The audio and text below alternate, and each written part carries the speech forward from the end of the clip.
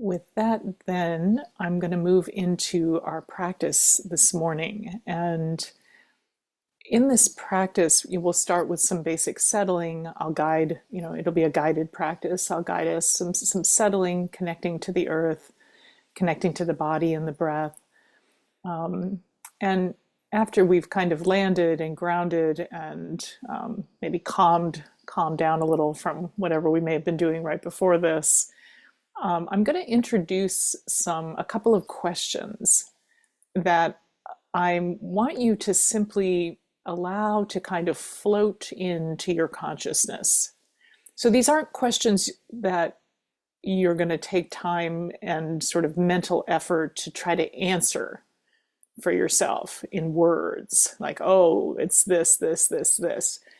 Try to resist that, the pull to do that, and just let the question as an inquiry be like a magic carpet that floats you into the space of your being, and see what arises from within you.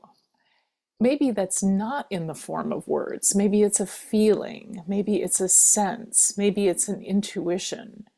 But something that is less conceptual and full of verbiage than we would normally activate to answer a question.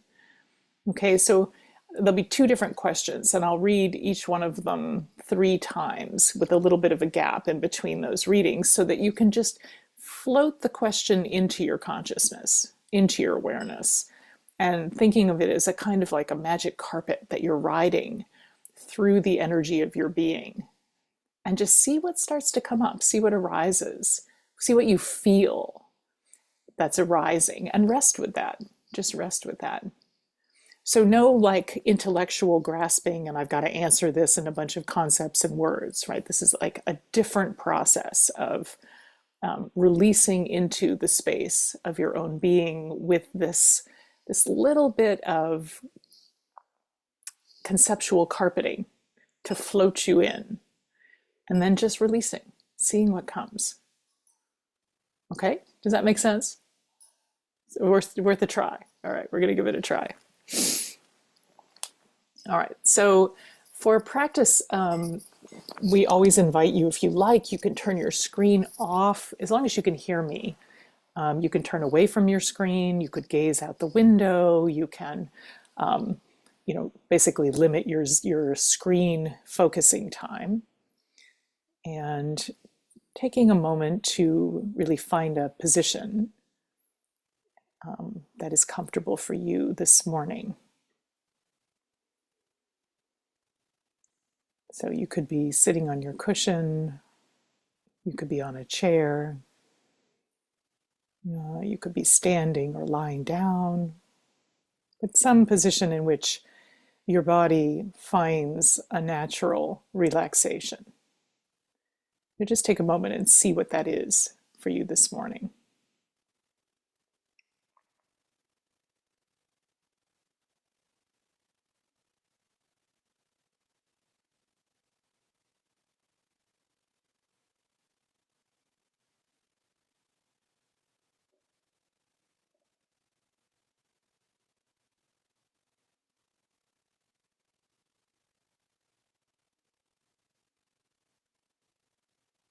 And just keeping your spine upright or straight at least, but relaxed without any rigidity there, just keeping the spine's natural curvature. And for this practice, you can have your eyes open and with a gentle, unfocused gaze, panoramic open gaze.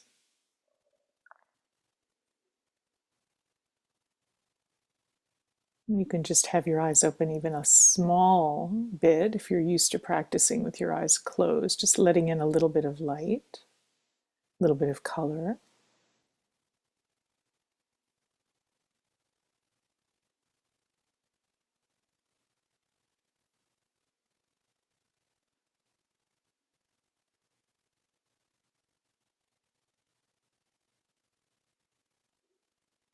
We'll take a couple of deep body breaths just as a way to drop down into the fullness of your embodiment and out of the habitual thinking energy.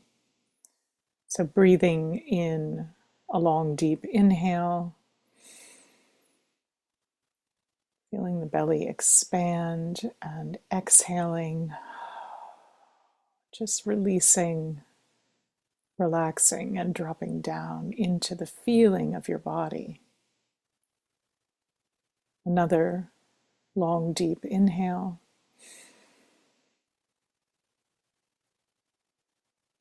And relaxing, exhaling, releasing, dropping down into the world of the body. And one more long, deep inhale, really bringing that breath down into your abdomen. And letting go, settling into stillness, into the present moment.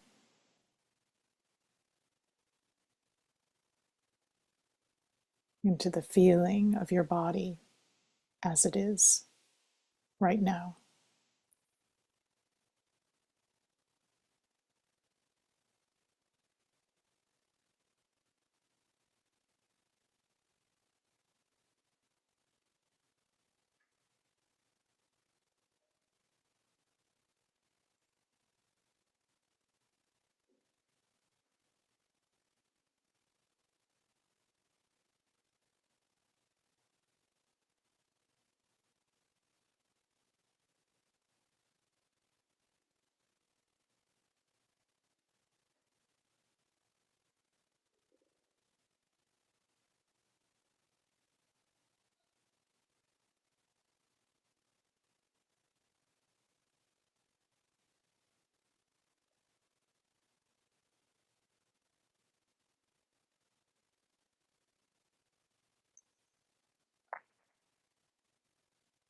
Noticing the body's natural groundedness, the way the weight of the body connects you to the earth below.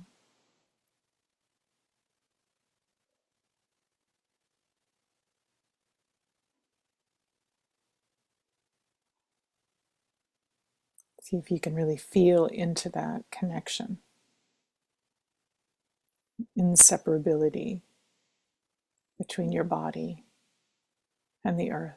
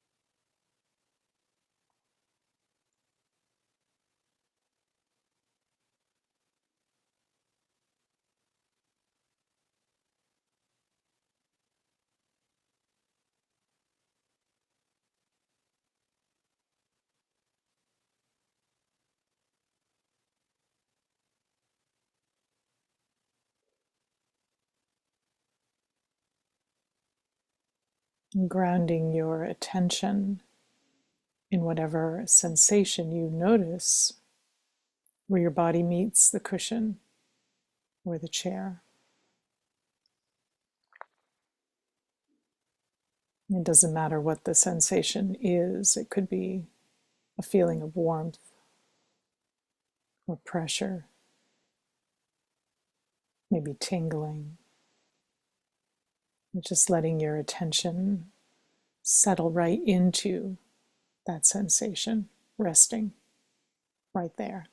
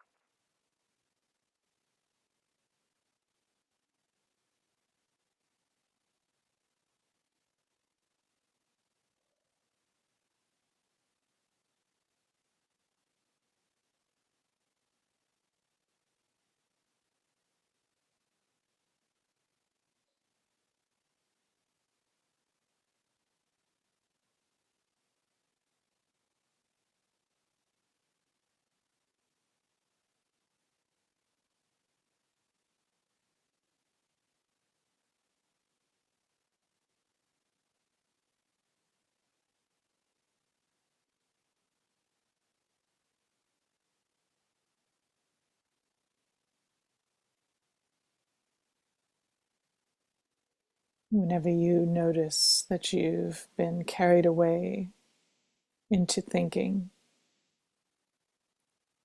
allow that sensation at the base of the body to draw you back to it like a magnet.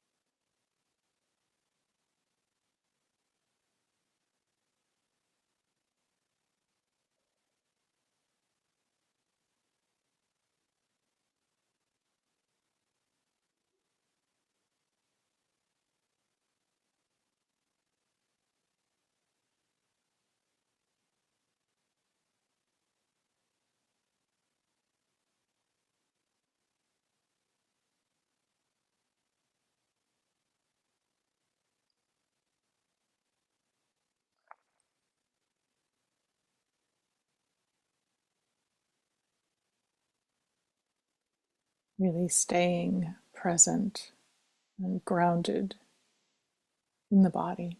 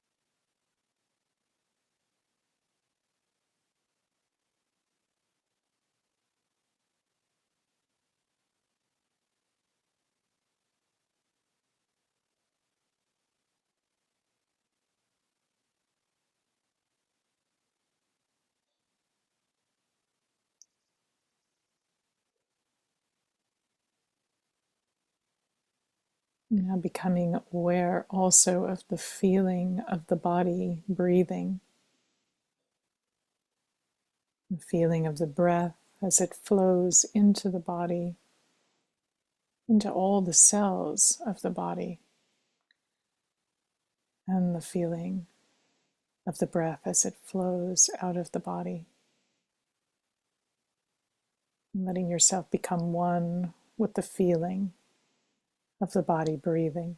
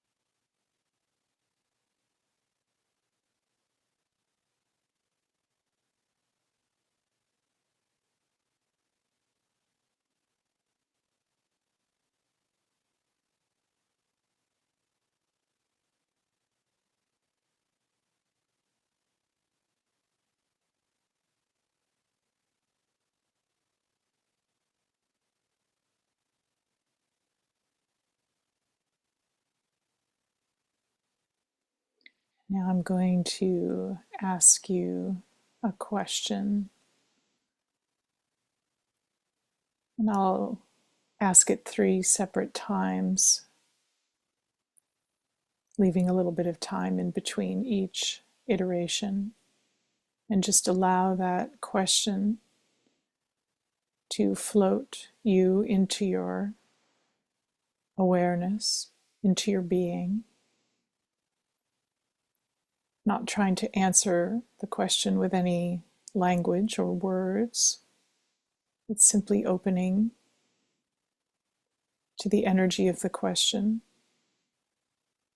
seeing what arises that is non-conceptual, riding the question like a magic carpet into the center of your being.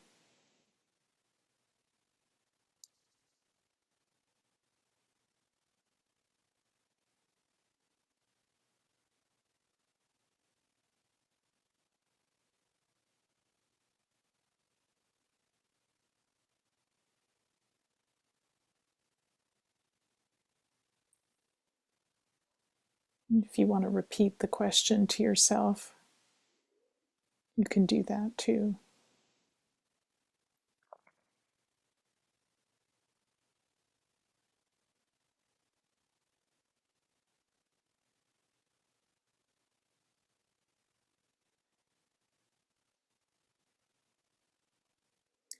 Who am I?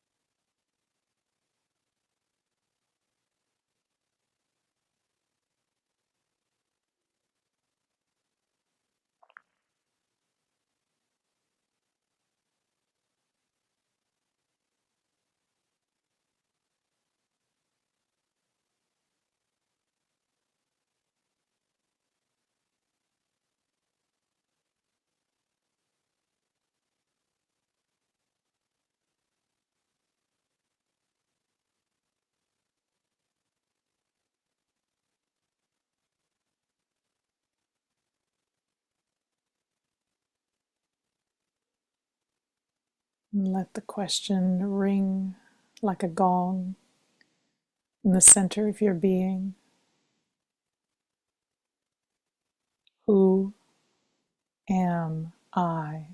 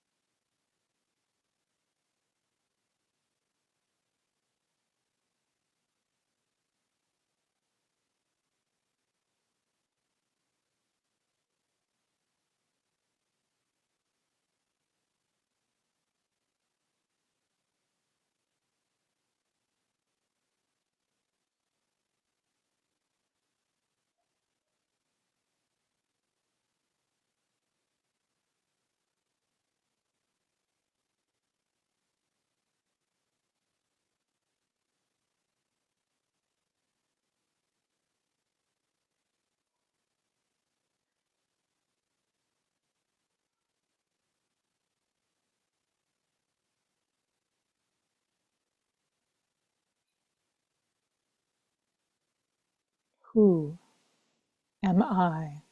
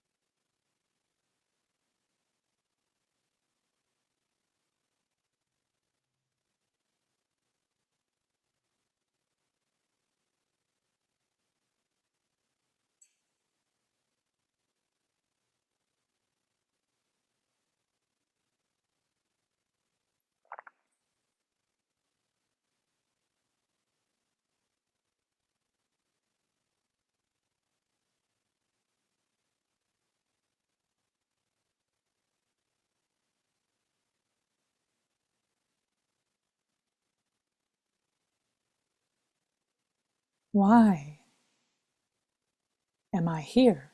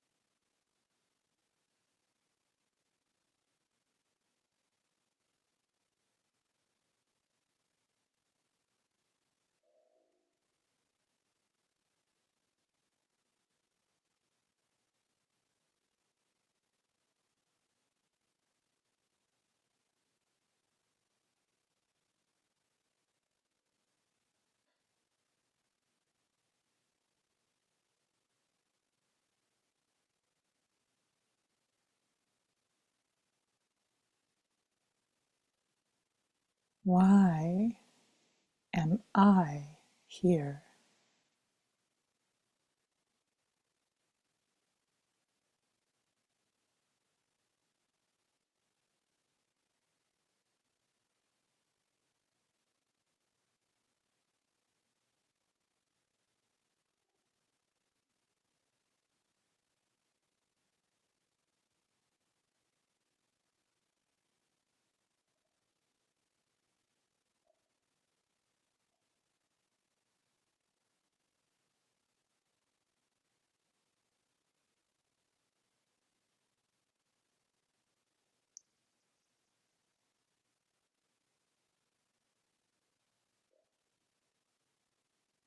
Again, resisting any temptation to answer in words.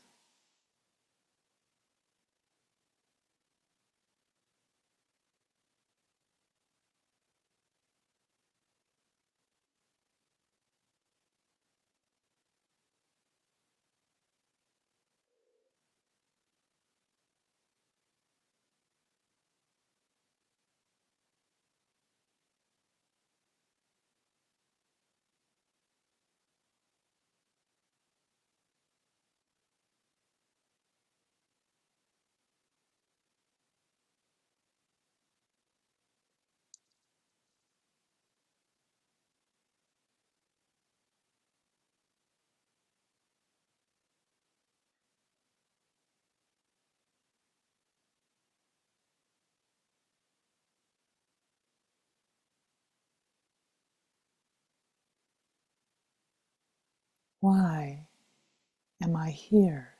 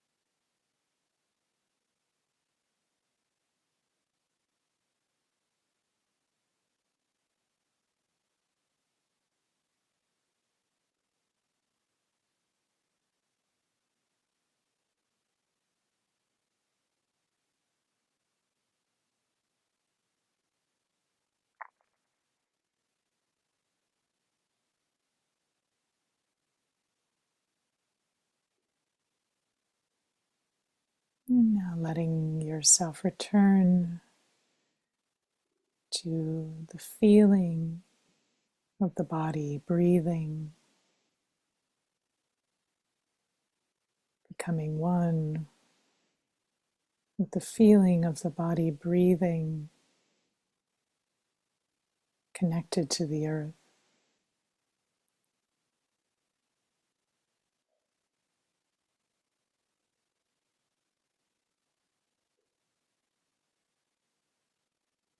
Grounded in the earth.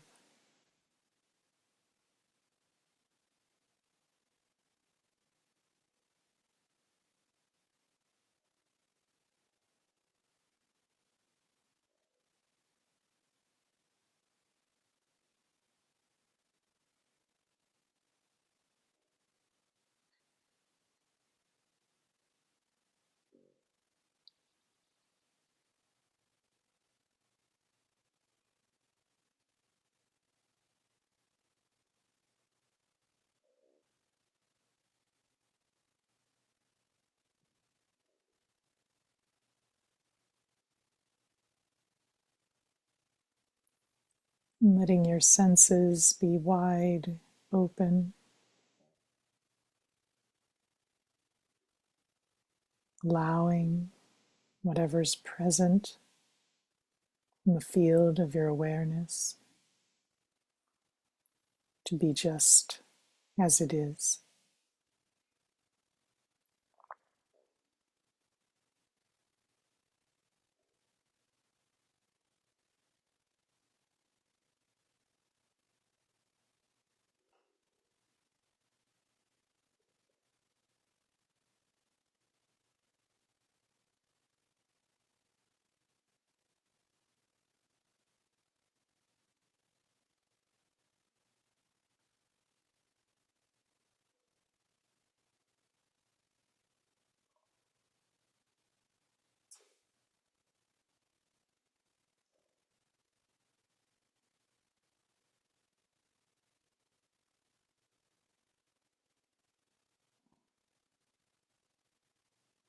No labeling,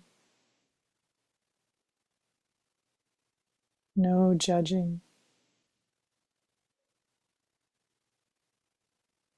no trying to fix or change.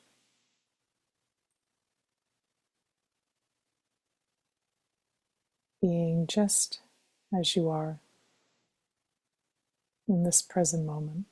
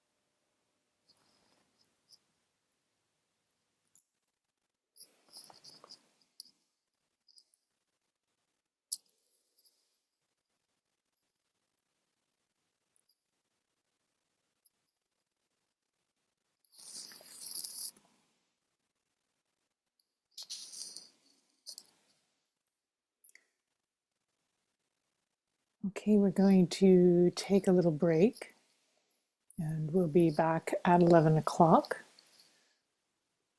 I will see you very shortly.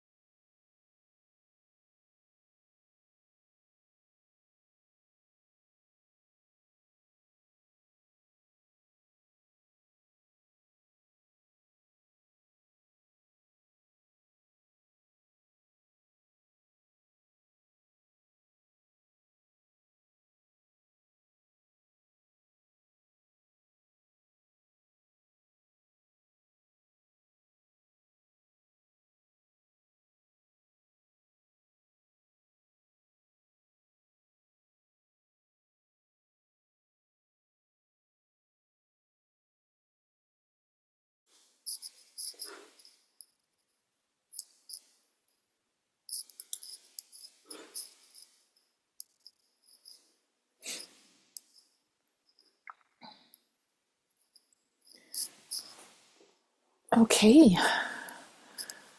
welcome back, everybody.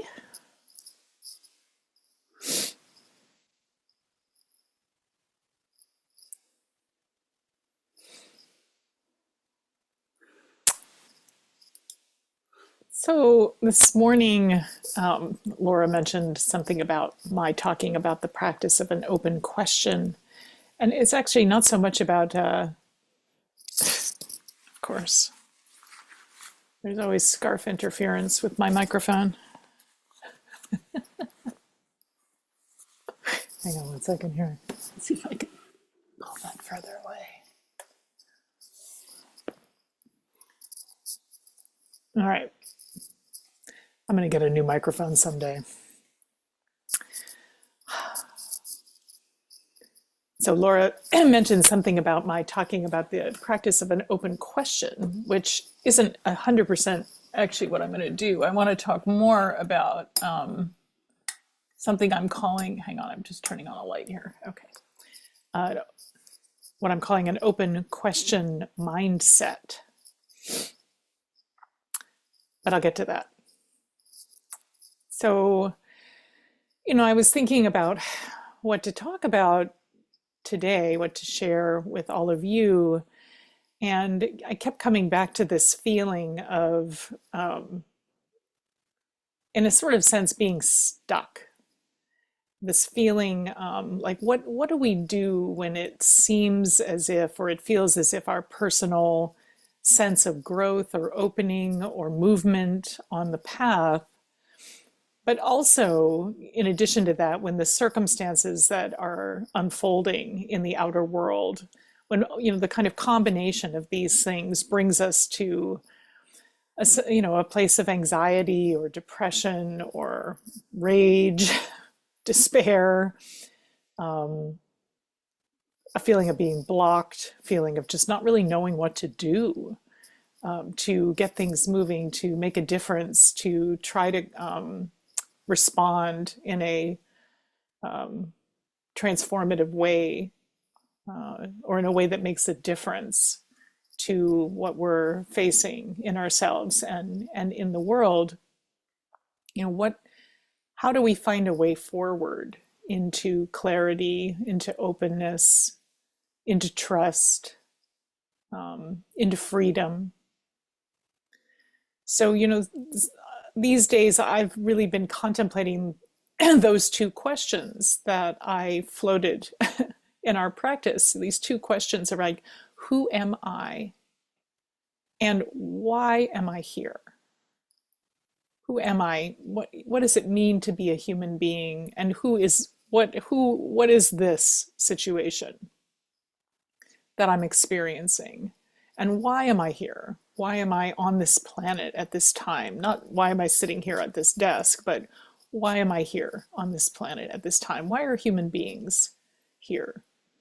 So these are sort of big questions, like, who are we in the context of what's unfolding in our world today? And you could say those are open questions, right? Those are questions that we don't easily find answers to when we think about them. In Indian philosophy, there's a Sanskrit word, which is asinteya. Asinteya. I'm not even sure I'm pronouncing that right, but Acinteya. Asinteya. And it's a term that refers to questions like those that really you can't think an answer to them. They're questions that are really what you might call unthinkable. They're impenetrable, and because they transcend the limits of thinking, and they open us to a different mode of knowing or being. So if you want to think about an open question, that's really what an open question is. It's something that transcends the limits of thinking and opens us into a different mode of knowing, a different mode of being. And that kind of questioning invites what I'm calling an open question mindset, which is an orientation of not knowing and self-inquiry as a productive process that can give rise to openness and to curiosity and to clarity and hopefully into insight into the larger context of wakefulness that encompasses our day-to-day experiences. So this morning I want to talk a little bit about, you could say two practices that are really one practice, which is this notion of holding an open question mindset. And then you could say the practice of self-inquiry to fully inhabit the liberating space of not knowing. An open question mindset is very much a space in which we acknowledge that we just don't know. We don't know the answer. The question may be there, but we don't know the answer. So there's a spaciousness in that acknowledgement of not knowing, a liberating spaciousness, I will argue.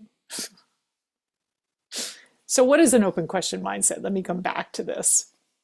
And the first thing I want to do is I just want to mention that there is a book out there which is called The Open Question. I think it's called The Open Question by Elizabeth Mattis Namgyal. And it's a really great book. And it's, Elizabeth is an expert on the middle way teachings, and she's exploring this notion of an open question with regards to the middle way teachings on emptiness. And that's not what I'm going to talk about this morning, but I wanted to at least mention the book to you in case you wanted to explore how the power of an open question. Yes, thank you. If you wanted to explore that particular practice and the way she addresses it. But that's not what I'm going to talk about this morning. I'm not really talking about an open question per se, but this notion of an open question mindset, which takes the energy of an open question and expands it into a way of being. So an open question mindset, it's a way of orienting ourselves to reality and to ourselves that invites exploration. It invites trust. It invites uncertainty. And it invites this not knowing space of primordial awareness. And again, not knowing here is in the context of not thinking. In other words, it's a way of knowing that is non-conceptual.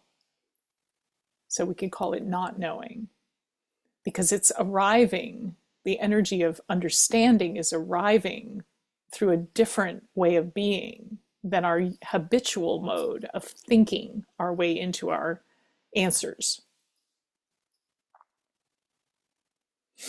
So you could say that the open question mindset is encouraging us into this larger context, a kind of meta stance of observation and exploration of ourselves and of the world. And it's an invitation to us to step past that habitual knee-jerk reaction of needing to figure everything out, to know the end game, to control the circumstances and the situations of our lives, right? That is so deeply ingrained in us, this feeling that we have to figure it all out. We've got to know everything. We've got to cover all the bases. We have to be sure everything is taken care of. It's a way of relating that kind of mindset that is so fixated on knowing it all, figuring it all out, covering all the bases, is a way of relating to the world that assumes that it's possible, with the right amount of effort and the right amount of planning, that we can dominate and control our lives and our circumstances. Right? There's this sort of belief, this sort of, God knows why we have it, but there's this belief that we can somehow control our situation in our lives. And it's very instinctual. I think there's an instinctual, and this is probably why we have it to some extent, that on some level, some biological level, this need to scan the landscape and to know the dangers and to be able to plan for our survival was a necessary component of surviving at all. Right? So there's something quite instinctual about that tendency to want to control everything. And we're also, from our cultural context, we're trained and we're educated to believe that the human will can control not only ourselves, but our lives, other people, our world, this whole sort of I can do it mentality. And of course, we do have control over some aspects of our lives, obviously, right? We have control over, to some extent at least, where we live, what we eat, what we wear, the activities we want to engage in. There are plenty of parts of our lives that we do have control over, to some extent. But an open question mindset is an acknowledgement that perhaps in the ways that matter most, we don't have as much control as we think we have. And maybe not much at all, actually. Maybe not much control at all. So when we take up the open question mindset, it's an acknowledgement that something else is unfolding in this universe that we call life, right? That maybe there's something larger than I, me, and mine that is actually steering the ship. And that we could start to trust enough to take our hands off the steering wheel and see what happens. That maybe this something that is larger, it's mysterious, it's unknowable in the ordinary ways that we understand and know and process information. Right? Because today, we are confronted on a daily basis with this barrage of information and misinformation that creates a sense that, at least for me, that a lot of what I value is being stripped away, that the world and this country are descending into a state of degeneration, regression, decline, violence, falsehood, posturing. We can go on and on, right? As well as this kind of feeling of the outright destruction of the freedoms that all beings deserve. So how can an open question mindset, a willingness to step into this mystery, help us discover some kind of freedom and ease and clarity in the face of this situation? And I want to make sure you understand that I'm not suggesting that this is like we just throw up our hands in the face of what's happening with an I don't know attitude of apathy and this kind of willful ignorance as a way to escape responsibility for responding and acting and becoming present to the situation that we find ourselves in, right? That's not what I'm suggesting. That's not what an open question mindset is about. But instead, what I'm suggesting is that we could position ourselves in a place of non-grasping, non-aversion, in a space of radical letting go, pure presencing, and that if we can do that, we begin to access a level of energy and creativity for responsiveness that is otherwise blocked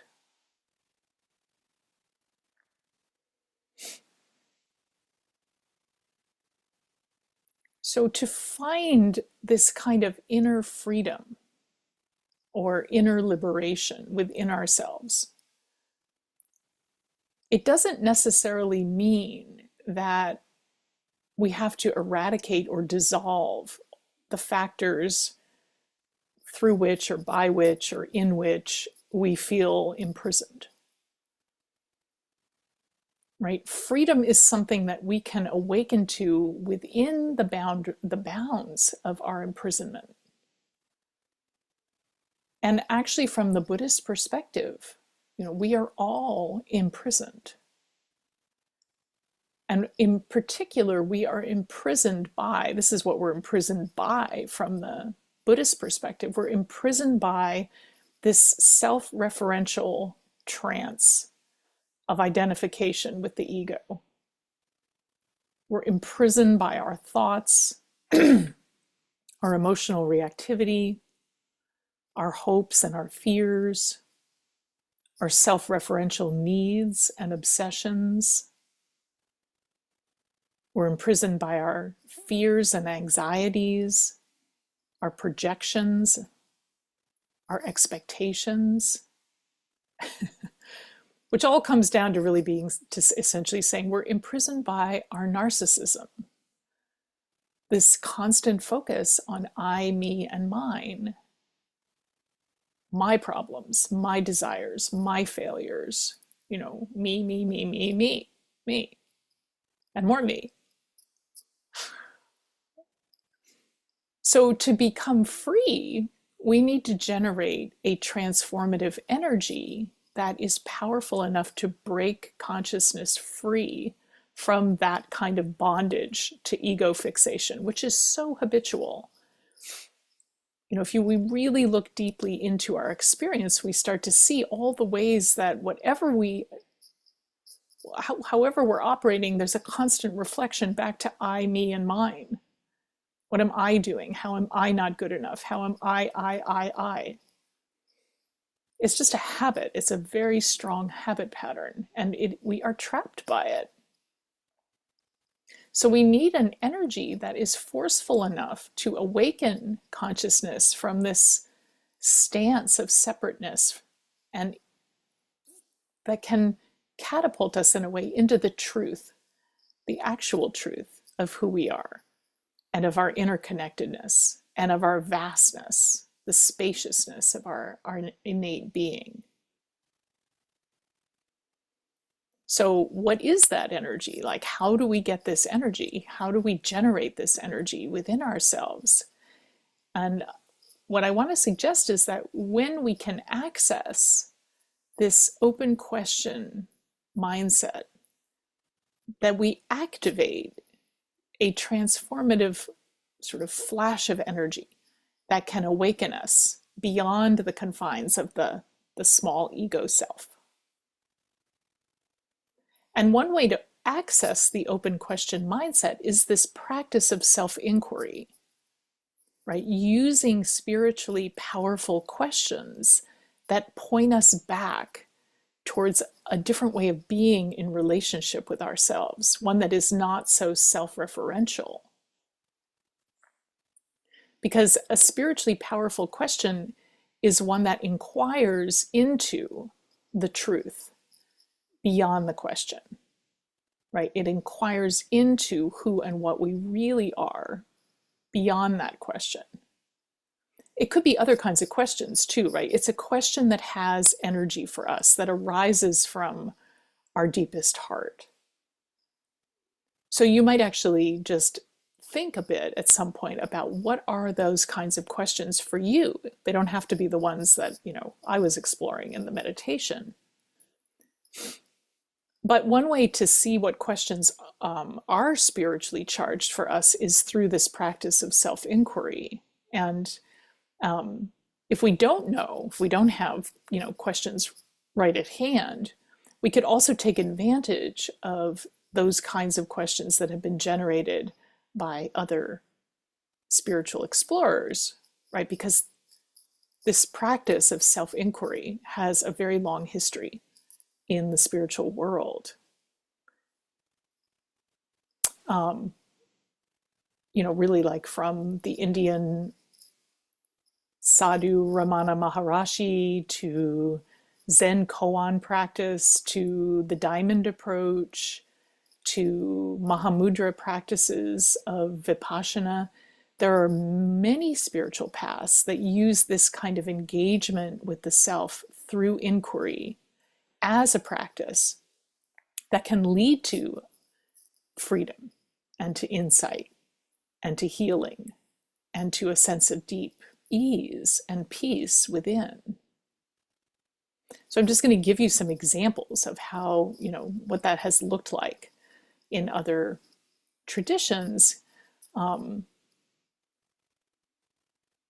Maharishi developed this practice of self-inquiry as a way of accessing and distilling the wisdom of Advaita Vedanta, which is a Hindu mystical tradition, a tradition of non-duality.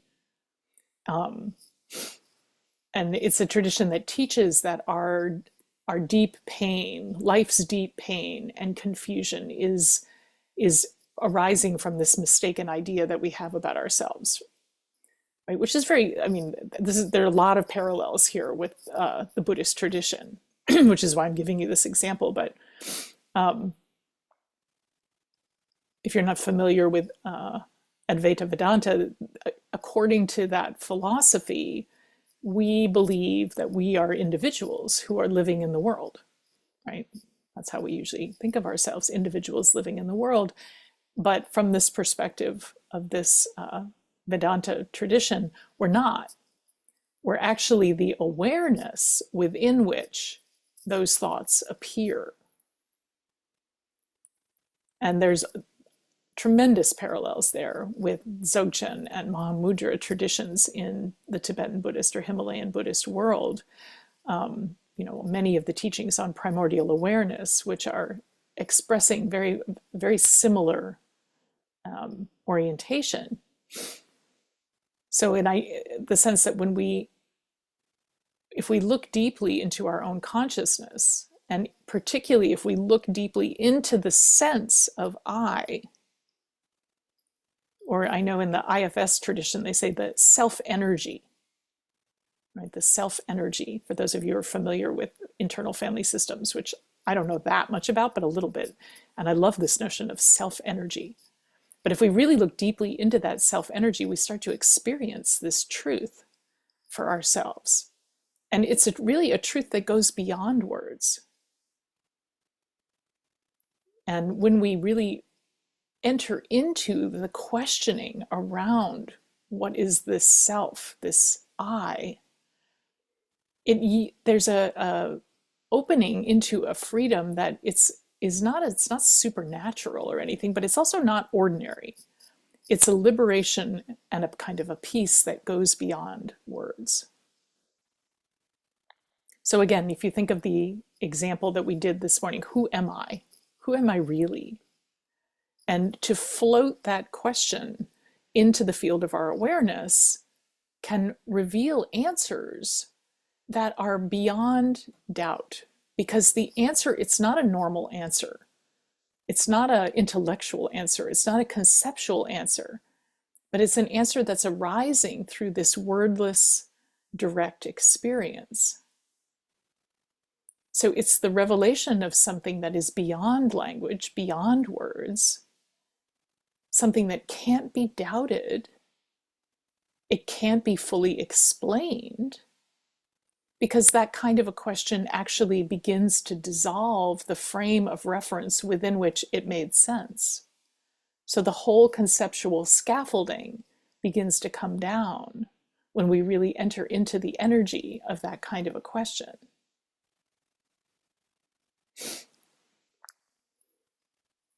So maybe another example that will also help shed some light on this is the practice of koans in the Zen tradition, Zen koan practice. So koan practice is another form of self-inquiry that gives rise to this open question mindset.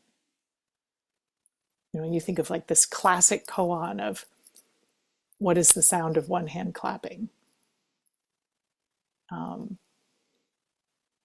And in Zen koan practice, there are, koans.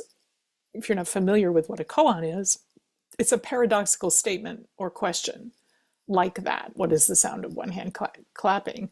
Which works as a tool to cultivate the not knowing or the don't know mind, which is like encouraging the practitioner to move past logical thinking and into this much deeper and more intuitive understanding of reality, of the truth of how things actually are. So this kind of a question or koan, it breaks down logical thinking. It's designed to be unanswerable through conventional reasoning, which forces us to abandon our usual analytical or an intellectual approaches. And so when we float the question or the koan and we observe how the mind reacts, right? Because we react, we want to answer it. There's that initial, like, I'm going to answer this kind of energy. But the more that we just hold steady with the energy of the question, there's a shift that happens from conceptual understanding and the seductiveness of that to a much more direct and intuitive awareness, which is very much the state of not knowing. It comes back again to this sense of a state of not knowing, or the don't know mind, which isn't about ignorance. It's not about ignorance. It's about a recognition of the limits of our knowledge and a willingness to embrace that we don't know everything. And we may not know quite a bit, actually. And again, to enter that space of not knowing is not about trying to get out of responsibility or action, but instead it's about being present and responsive in the here, in the moment, in the now, and free from all of the filters or the constraints of our judgments and our rigid beliefs and our expectations and our hopes and so it invites us into, or let me say, when we really begin to let go of that need to know, to control, we start to relax more into a greater sense of intimacy with reality and with a more open and compassionate approach to whatever is asking for our response.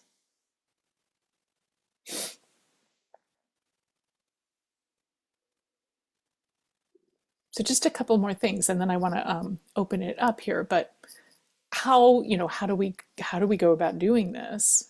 I mean, already I gave you a little example, but part of it is really holding the intention to overcome the tendency to continuously intellectualize our experience.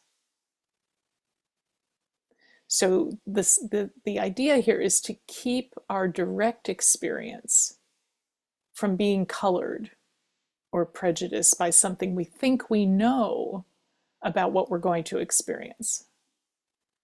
Right? This is so much our habit pattern. We have an idea of what's about to happen, an idea, right? Which is pushing us into a future that hasn't happened and brings about all kinds of ideas and fears and expectations and hopes. And so our direct experience in the moment is completely overshadowed by this kind of energetic movement into an unknown, unseen, but fully imagined future. And as a Buddhist or those on the Buddhist path, there's a recognition that all of our perception is colored by these kinds of mental formations, these ideas, these habitual ways of conceptualizing our lives. The thought bubble, I always talk about this as the thought bubble, living in the thought bubble. and that those mediating impulses or energies, those habitual mental habits, are mediating how we experience ourselves and the world very strongly. So if we want to experience our lives and our circumstances directly without adding in something extra, we can really practice this space, entering this space of not knowing, using this open question mindset to remind ourselves to open up into a different way of knowing, to trust that maybe something else is operative in our experience than just the I, me, and mine. You know, so much of our anxiety and our stress comes from our expectations or the narratives that we have about a situation before it actually happens.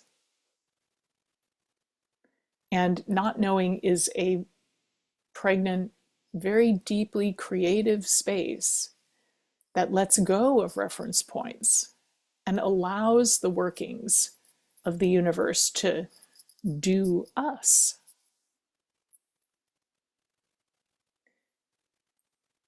And I like this quote that I often share: to carry yourself forward and experience myriad things is delusion. That myriad things come forth and experience themselves is awakening. So basically, this is a quote from the Genjo Koan. Again, it's from this Koan practice, right? I'll read it again. To carry yourself forward and experience myriad things is delusion. That myriad things come forth and experience themselves is awakening. And it's a quote about taking the I, me, and mine out of the center of our existence and making room to be aware of what is happening in and around us without trying to dictate or control that experience. Allowing the world to awaken you.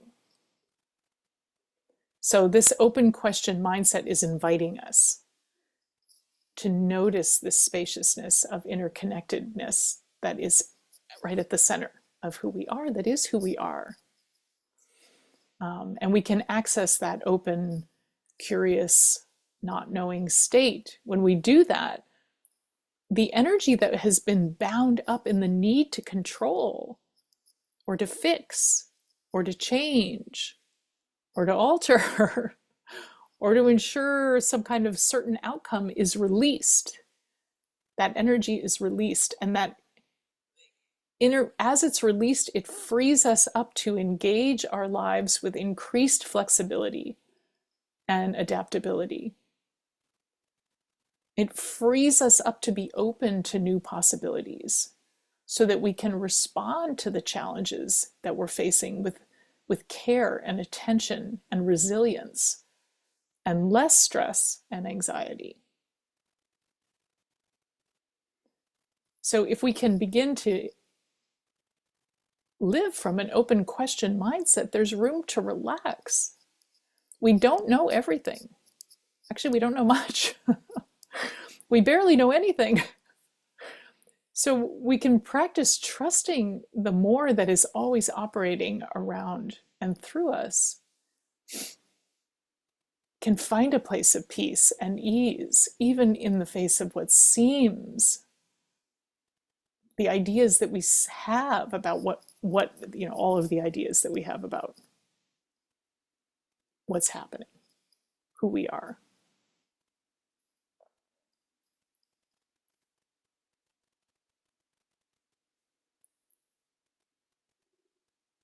All right, I think I've said enough.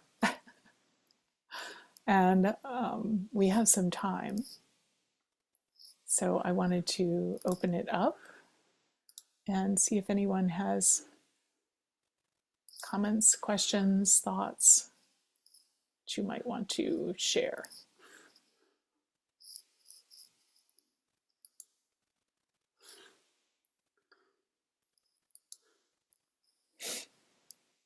And I think if you can raise your virtual hand, that's great. If you can't, You can raise your regular hand and we'll try to notice you.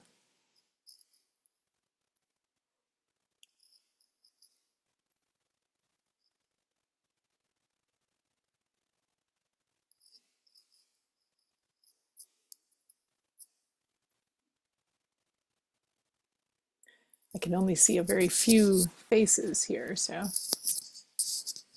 not sure how many people are actually here. 50. We have 50. Well, yes, I know I see the number, but because I don't see people's faces, I can't tell who's actually online at their computer. Really, no one has any comments, questions, thoughts? I don't want to have to end this early. We can do some more practice. If I see Caroline.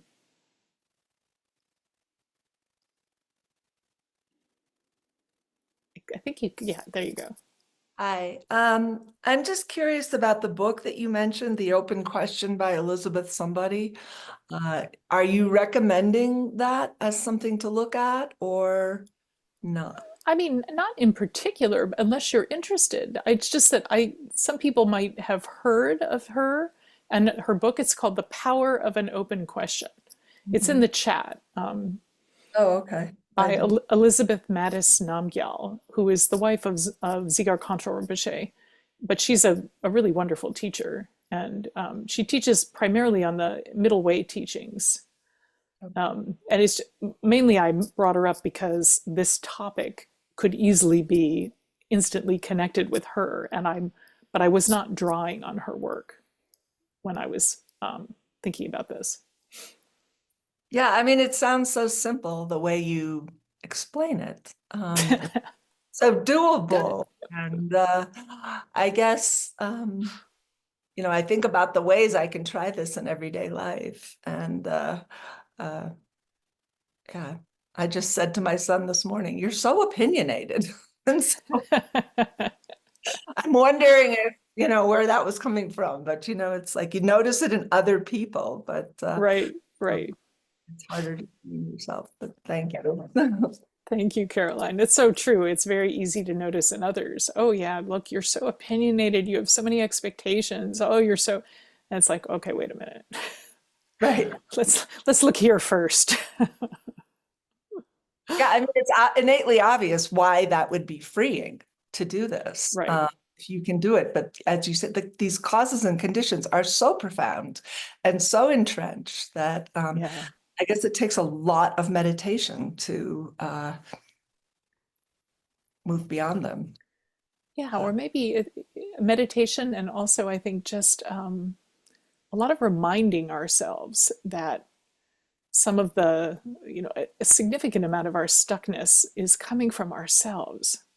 Mm-hmm. You know, that and that in and of itself is freeing, just to remember that, Mm-hmm. whether we're sitting on the cushion or not. So start with small moments of noticing. Yeah, especially when we get caught up, you know, like when we find ourselves caught up in some energetic, you know, something very uncomfortable, some fear, some anxiety, some expectation, some sense of righteousness, or especially righteousness, you know, and just catching ourselves. Okay, what's the shell that's holding this feeling for me? Like, where am I caught here? Mm-hmm. What's actually causing the suffering? It's not what's about to happen, because we don't know. It's just the energy of that moment's ensnarement in the feeling of whatever it is, or the storyline about it, most likely. Right, that's helpful. Thank you. Thank you, Caroline. And I see Natalie next. This is such a wonderful topic to talk about because my mind works this way. Yesterday, I was really fortunate. I was able to hike out at around the Ossipee Mountains, and that's actually an old volcano which forms a caldera. And the leaves aren't out yet, so you can still see the whole caldera if you look up and out. And normally, if I hike in the winter, I try to stay on flat surfaces, maybe go to a 30-degree incline. But this was more on the level of like a 75-degree incline. And it wasn't a long hike, but it was challenging. And because this was a volcano, there's all these boulders that they're great, larger than elephants around, and they've been there for 1,000 years. Wow. So I was able to keep up and get to close to the top where all of a sudden there's a boulder field. And I was like, I can't do this. And along comes like this little 7-year-old with his father, and he comes and he passes me. He's kind of like hopping from boulder to boulder to boulder to get to the top. And I realize, that I'm feeling like I should have never picked this hike. I should have stayed with what I normally do. This is out of my league. Why? What am I doing here? It's all my fault. Boy, am I dumb. Long story short, I did crest the mountain. I did come back down. We didn't have to call EMS or rescue to get me down. But this idea that my automatic reaction to situations like this is to think, what's wrong with me? Why do I do this? Why did this happen? Yeah.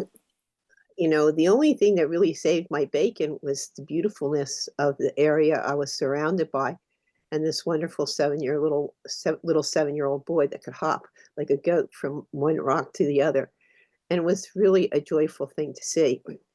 And I know too that if I don't have things that sort of stun me into looking past my own self, I could stay in that rut and not get out of it. So Right. I was lucky that it was so beautiful, and I was lucky to have this little 7-year-old and realize that we share so much. I'm not just me and my misery. I'm surrounded by beauty, and I'm surrounded by things that I relate to so much. Right. But the world is always stepping forward to remind us that we can step out of our self-imposed imprisonment. Even in the smallest little things, like what you're like your attention going to the 7-year-old hopping from rock to rock, it shifts that inner landscape of entrapment. And the world is always presenting itself to us in those ways. If we start to notice, that there are these access points for, or exit points, you could say, for getting free from our own entrapment that are always available. Thank you for reminding us of that. That's really a great little story to Thank you for this share topic. that. You're very welcome. Thank you, Natalie. Dave. Good morning. Good morning. How are you today? I'm fine, thank you. Good. Thanks for another great Dharma Sunday. And I just wanted to let you know what happened during our meditation when you were giving us our questions to float on. I was trying to be conscientious not to think about the actual question and to let it just feel it viscerally. Right. And, I started to feel who I am as a compassionate, loving kind of person and educator and doing the service work. And I then kind of fell into a Tonglen type practice, sending out my who I am, but particularly this time to more my so-called enemies as opposed to someone I know or don't know or indifferent to. So the practice of the enemy as my teacher kind of thing is very easy to pull upon at the current state of our political affairs. So it was a real benefit to send compassionate out to those that I think need it more than anybody at this point right now. So it was a nice kind of spin-off of your sit, was a little Tongan session, and I appreciate it. And I also concur that anything Elizabeth writes in her classes that she teaches is worth checking into. So anyone out there that does not know of her work, go to the chat and get her name. And her teachings are really great, and she has incredible guest speakers, and it's affordable. And that's that. And I just want to thank you for another great Sunday. Thank you, Dave, and thank you for that example. Thank you for sharing what happened for you in the meditation. Yeah. That's yeah, you followed the instructions. That's really beautiful. Thank you very much. Well, thanks for your guidance. And Hela was on, but she seems to have dropped off. Hela, did you want to ask a question? I don't know if you're still here. Hi, Lama Liz. Hi. Nice to see you. I just wanted to briefly say that it deeply resonated with my experience. I've been exploring these two questions for several years in various ways. And I find myself increasingly finding refuge in that state of not knowing, although it is hard to live in a day-to-day life completely in that state. So Yeah. it deeply resonated with me that we are so wired to protect this entity that we call me. Yeah. But in a way, taking our seat, or I can't even say my seat, but taking our seat as this pervading awareness or consciousness and allowing it to do what it wants to do is much a more peaceful way of being in the world. There are resistances that come up all the time, and the question of why am I here is still kind of a mystery, I guess, in many ways, because I ask, well, why is a flower here? Right. Right. And the flower, you could argue the flower is there to give beauty, to give nice smell, to give oxygen, to be there for other creatures. But in an innate sort of way, maybe there is no reason why the flower here. And I think that, well, I can't even say I think anymore, because I find myself catching myself when I say I think.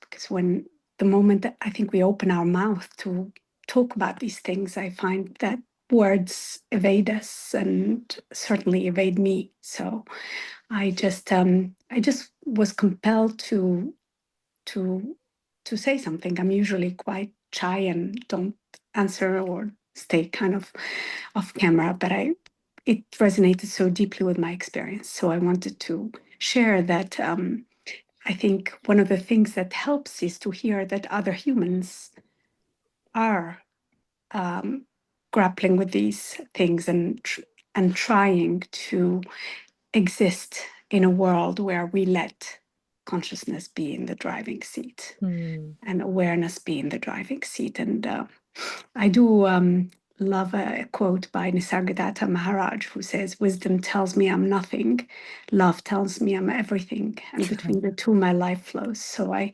try to remember that often, but it is one of those mysteries that I think maybe arriving at our deathbed we can elucidate, but it's meant to be a mystery. So thank you for sharing that. I really, really deeply resonated. Well, thank you, Hela. I'm so glad you came back to speak. I don't somehow I feel like you found all the words that were needed to just share something so helpful to all of us. And I love that quote. That's amazing. I've never heard that before. So thank you for bringing that to our attention also. And I wonder, what you said, like we don't know why we don't even know why a flower is here, but then you gave some potential answers, and I thought those are all potential answers too for why we're here.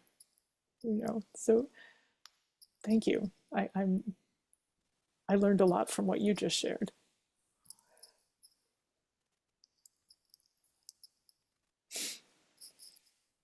Julia.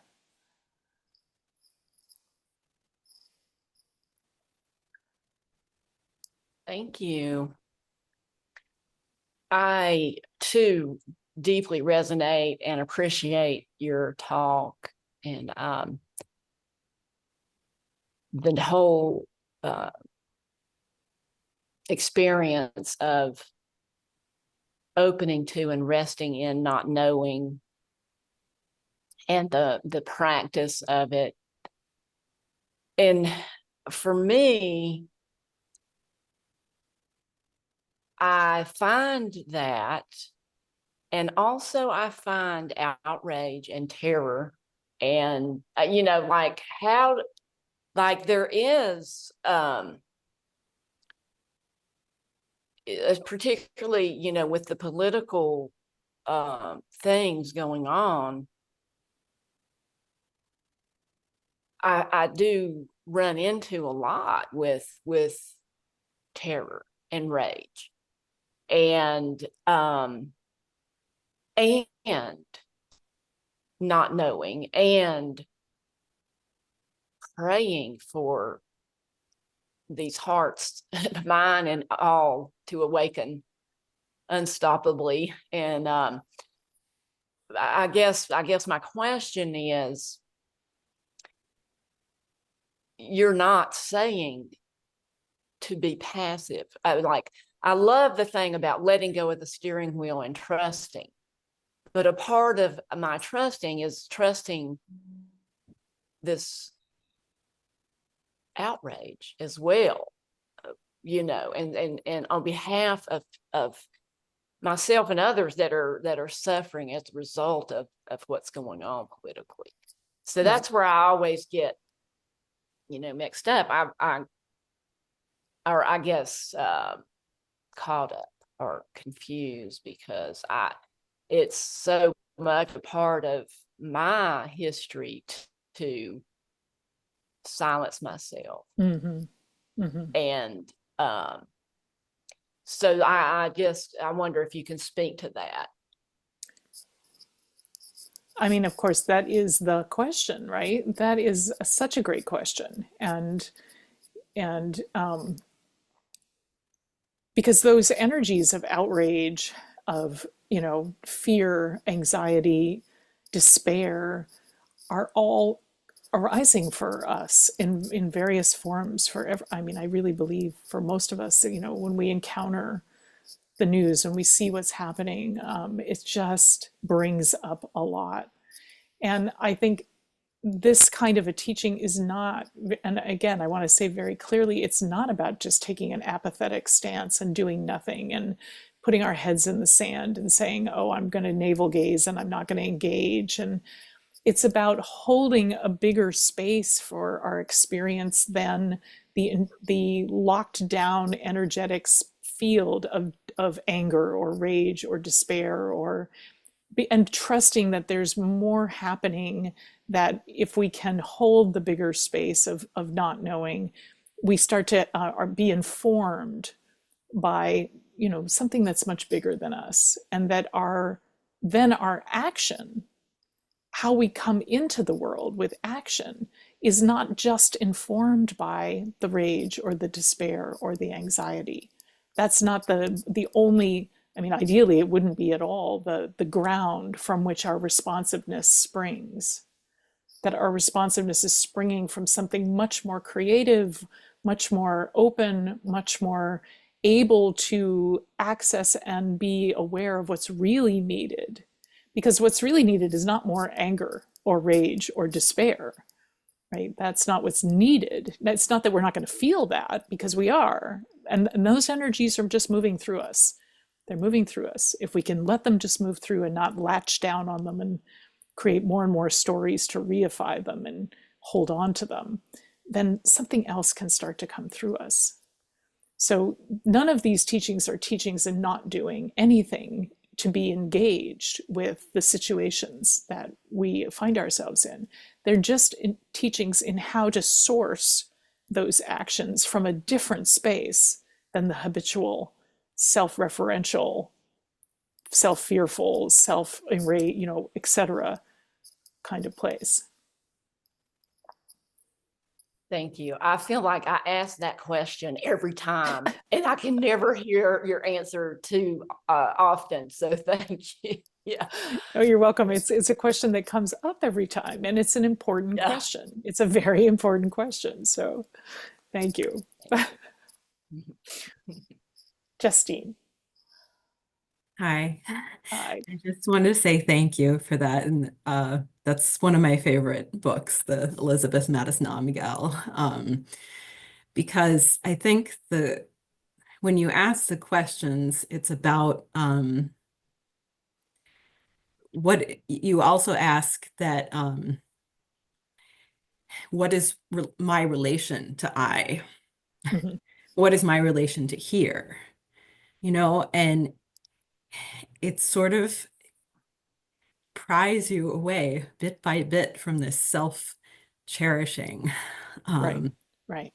that it will blind you and Right. keep you from engaging skillfully. I think for me, because I've studied art history, I think of it as the contrast between a Raphael painting and a Chinese painting, Right. where there are these monumental figures, beautiful, just the muscles and everything. It's amazing in Raphael, right? But then when you look at a Chinese painting, Right. the people are these tiny little dots. Yeah, it's like little bitty figures. I know. I Right. know. So there is something, even though our very language, especially in English, pushes us towards this subject and object thinking, Right. there is something else beyond that. And Yeah. there's a great line by the poet Antonio Machado, which was made into several songs in the 70s. It goes, "Path maker, there is no path. The path is made by walking." Nice. Yeah. Yeah. Thank you. Uh, I wanted to share that. Yeah. Thank you, Justine. I really appreciate your sharing. That's beautiful. And I love this analogy between Raphael painting and very simplistic, Japanese, Chinese, little tiny human figures. There's this wonderful book called Painting Enlightenment, which is a showcasing of, I'm not going to remember his name, a Japanese painter, Zen painter. And he's using the Heart Sutra and the characters of the Heart Sutra to express, this kind of other space of being, this awakened, empty space of being. And there's this beautiful image that he painted of a waterfall, which is the water is the syllables of the Heart Sutra pouring over a cliff, golden letters. And down at the very bottom are some rocks, and there's this little tiny human figure at the bottom, gazing up at this huge waterfall of pouring awakened energy. It's just amazing. So, Painting Enlightenment, if you want to look for it. But. I will. Thank you. And Christine. Christine will be our final question, comment. Hi there. Hi. I'm joining you from my walk. I was trying to figure out how to fit both of these necessary things into my day. Yeah, so I was thinking along the lines of what Julia was saying, and just wanted to share something that's helpful to me in my practice, which is kind of open question, what is this outrage? Mm. Or the open question, what is this terror? And I think a lot about IFS also, internal family systems. And what happens for me with those questions is I'm identifying more with the awareness, the compassionate awareness of the asker, the awareness where things can arise than I am with the outrage Right. or the terror. And that not always, but often causes like some kind of loosening to happen in my body. Right. And some kind of just sort of like understanding of what's the word for it? It's like the wisdom aspects of those energies.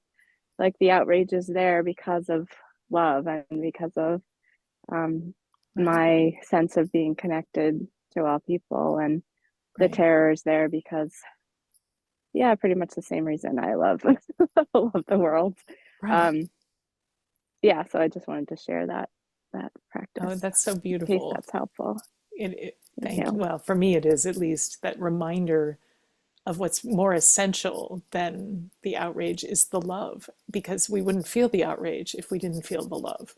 But that's at the core. I think you just brought up, like, that's such a beautiful note to end our Dharma Sunday on, and the truth of that as part of this larger mystery that we're contacting when we enter this open question mindset is, this space of a love, and that is feeding and surging through all of the ways that we get stuck or we get caught up or we get outraged, and just to hold the fullness of that is such a powerful way of understanding who am I and why am I here. So thank you so much for bringing us to that point to end with. Thank you for your talk and being here. All right, everyone, let's dedicate the merit. And again, obviously we want to send out whatever benefit may have come from our time together here into this world, coming from that heart of love. That energy is powerful, and it can make a difference. It does make a difference. And still hoping for the dedication of merit. Sorry, I had shared the wrong dedication prayer, so I'm That's okay, no worries. looking for the bodhicitta there. Right. Okay.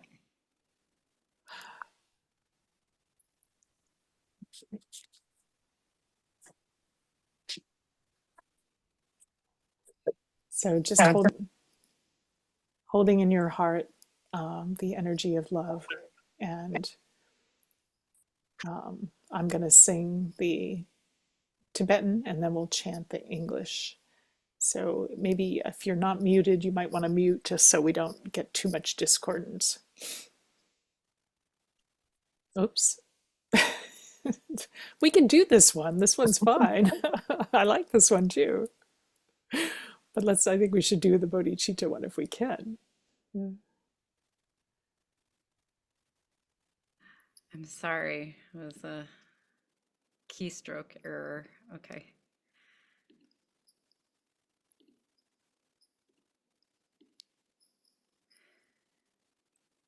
Okay. Changchup Samcho Rinpoche Mache Panam Chejurchi Chepa Nyampar Me Payang Gongne Gongdu Pelwar Sho. May the pure, brilliant sun of bodhicitta dawn in each and every heart and mind, dispelling the darkness of suffering and confusion, unstoppably, until all are fully illumined and awakened.